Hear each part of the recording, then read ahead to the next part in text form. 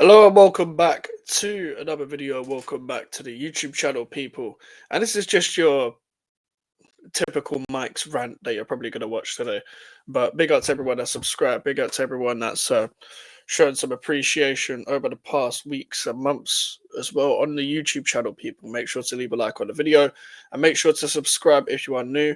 We're trying to hit 1,000 as soon as possible, people. But also, I'm going to be on the LCFC channel, Neil's channel at 7, and I'm also going to have the GVO show with Alfie at 8 p.m. people.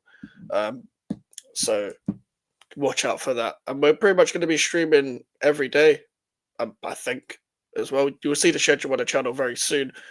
But yeah, I'm just recording this just before I have to leave in the morning, and got some things just to say. Really, got some things just to say about this club because I've woken up and Lopetegui's still not here. I mean, still here. Sorry, he's still here. So, and I kind of expected that to happen. I didn't expect him to get sacked. I was just hoping on Twitter that they didn't tweet for a bit. So I thought, okay, maybe the next tweet we could get is a quarter flag, but we haven't got that. But also because we play on Tuesday, I don't imagine there's is easy. It's probably easier said than done to get someone in on a quick turnover, etc. as well. But listen, I'm not justifying it. I'm not justifying it. I'd rather fucking interim than Lopetegui. But we don't do interims at this club. I've said this before under David Sullivan that the gap between the sacking of the managers and the appointment of the managers that this ownership have done. So from Avram Grant onwards, Avram Grant got sacked and it was pretty much we were relegated, and then Allardyce came in on a quick turnover, and Allardyce was here for a few years, but he knew he was leaving in December, so they already had Bilic pretty much done. So when he was let go, Bilic went straight in. Allardyce left on the end of the season, and then Bilic came in. When Bilic got sacked, Moyes came in straight away, and I'm pretty sure Moyes managed the next game. I'm pretty sure his first game was Watford away after we lost to Liverpool at home under Bilic, and I don't even think there was much of a gap in that, but Moyes came in straight away, so they probably had that done as well. But whilst getting Moyes appointed, they were getting Pellegrini appointed because, like the Allardyce one, we hired Pellegrini. We actually, what's it, gentleman's agreement nonsense that we did with Pellegrini 6 months before he actually joined, and you saw what happened there. Pellegrini was appointed in the summer, but it was pretty much agreed in January because apparently Karen Brady leaked it in a fan meeting or whatever it was. So that was done very quick. And with the David Moyes thing, again, Pellegrini got sacked Leicester at home, and then Moyes was there for Bournemouth at home on his first game. The very next game straight after that. So if you can hear noise, that's my stupid neighbours. But also for that as well, with the Moyes thing, we let him go at the end of the season. So we wasn't going to have an interim.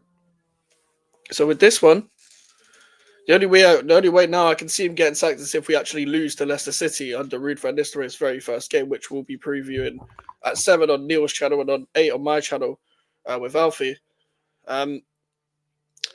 It's come to a point now where it's like I'm repeating myself on every match preview and every match reaction when it comes to talking about this club, when it's specifically on my channel, because when you're going on someone else's channel, you're getting asked different questions and you can kind of word stuff differently, and you're kind of talking to a different audience about it. You guys that watch me pretty much since the summer and pretty much since what I've been complaining about since the Aston Villa game have pretty much know everything that I've got to say, know everything that I'm going to say about this club. And that's the most frustrating thing about when your club is doing so bad and you have a YouTube channel.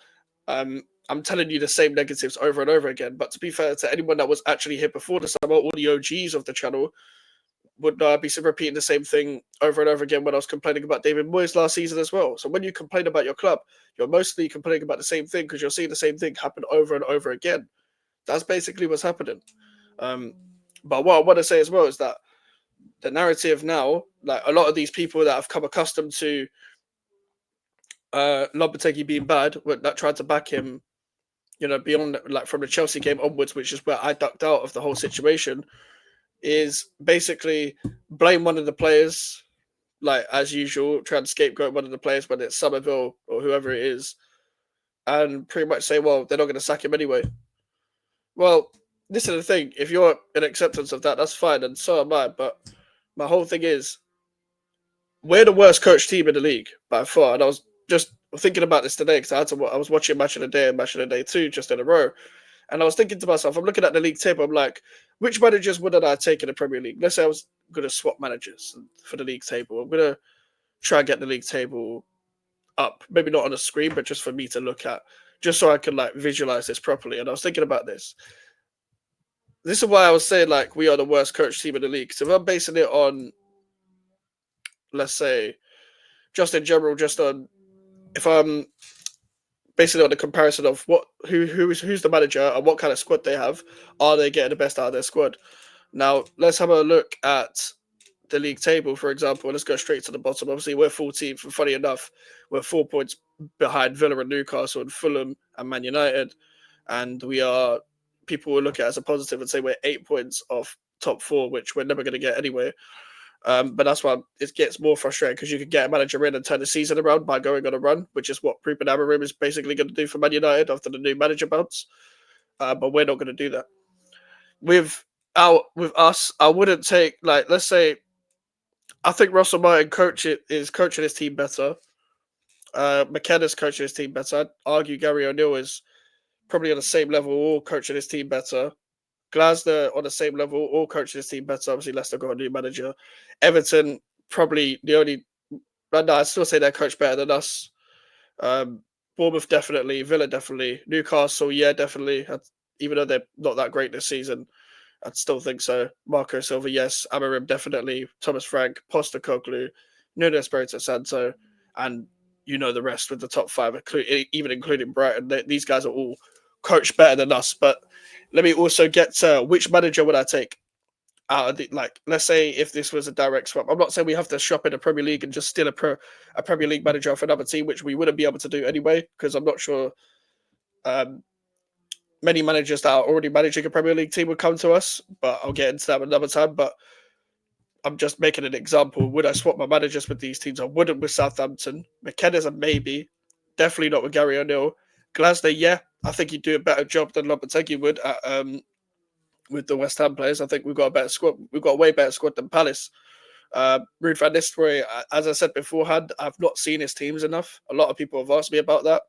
I've only watched like PSV twice and Man United once under Ruud van Nistelrooy, so it's kind of hard to determine what he is. Even though I watched only 3 games of Arnie Slot before he went to Liverpool, I kind of saw more of a distinctive style of play than I did with Ruud van Nistelrooy. I wouldn't take Sean Dyche because I don't want to kill myself. I'd take Iraola, of course.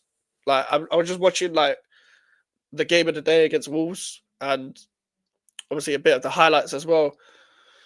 It's just the intensity, man. I think our players actually do want to press, but the problem is I've told you, man, about the pressing so many times, and we talked about on the James Lawrence Alcott video that we reacted to in the summer. When we watch how Lopetegui press, he waits to press in midfield, which we've seen hasn't worked millions of times, but he's so stubborn in his ways that we're still playing like that. We're still playing like that till this day. And the high up the pitch, but we don't press. That's why when Antonio or Bowen goes to press, they're pressing off their own accord and they tell someone else to go with them and they don't go with them. And to be honest, why are we telling Antonio to press? The guy is not quick enough, or not even quick enough or effective enough to press anymore because he's done. He's done out here. But we move. Obviously, I'd say I know they're in bad form right now, but let's not be reactionary. Unai Emery's a way better coach than Lopetegui, and I still rate him very highly as a coach. And I'd still take him any day at West Ham. Eddie Howe's a maybe because he's quite like I feel like Eddie Howe's almost devolved. Is that a word? Like he's just gone backwards as a coach, in my opinion. Marco Silva would probably get way better out of our players than Lopetegui would. Well, he'd way better manager, of course he would. Ruben Amorim, of course I'd take him. I was literally like begging for him to join in the summer. Thomas Frank, and this is the thing. A lot of people have asked me about Thomas Frank before, and I've said I don't know because listen, Thomas Frank has 2 styles of plays. Sometimes he's very defensive, sometimes he's very attacking. I've changed my mind on this very slightly. I'd probably say I'd take Thomas Frank nowadays, especially if he plays on the front foot with the way Brentford play nowadays. A very balanced manager as well, and he just have fresh ideas. I want someone with fresh ideas, not the same formation I've been seeing for fucking 10 plus years at this club. Tottenham with Postecoglou, I would take Postecoglou any day. My only problem with Postecoglou would be talent ID. talent ID with him getting his own transfer window. Is he approving these players? Because he seems to wear his heart on his sleeve about approving the players that he currently has. Nottingham Forest or Nuno, I don't act like, as much as Nottingham Forest are sixth right now, I don't like these type of managers like that Nuno are. It's more in the mold of a David Moyes where he like looks for the draw rather than going for the win. As much as they're good on the counter, I think if, for example, let's say Moyes was doing, for some reason he was doing badly in like 2021, on the back end of the 2021 season, he'd be more suited to the squad we had then than we do now, in my opinion. Obviously, with the top five managers, I'd take any of them, including, like, even with Hertz. Like, I've seen enough. I've seen enough of Hertz. Like, at first, I would have said it's quite reactionary, but I was very wrong about Brighton when I said they didn't look as fluid. Once they've kicked into gear, got used to the style of play, they actually look really good. Like, when it comes to their passing and the way they open up teams, etc. But here's my point there, yeah. We are the worst coach. We are probably the worst coach team in the Premier League, if not with bottom three, as we've discussed just then. But also, with just getting the best out of the players that you have is quite the most simple job in football in terms of trying to measure how good a manager's doing with their team. And Lopetegui is falling way below expectation. This team should be where, if we had a good enough coach, this team would be where Brighton is right now, or be where Nottingham Forest is right now. If we had a good enough coach with this squad, that's how much I rate this squad in terms of the balance of it. And they'd be squeezing more out of the abilities of these players rather than what they are, like more than what they are. Sorry. So even the players that I complain about, even the players that you guys probably complain about, there's probably a lot more to get out of these players than we're seeing. And listen, some of these players that it wouldn't change my opinion on the individuals that I don't particularly rate. However,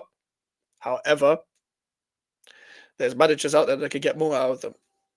There's attributes out of these players that managers can distinctly bring the best out of.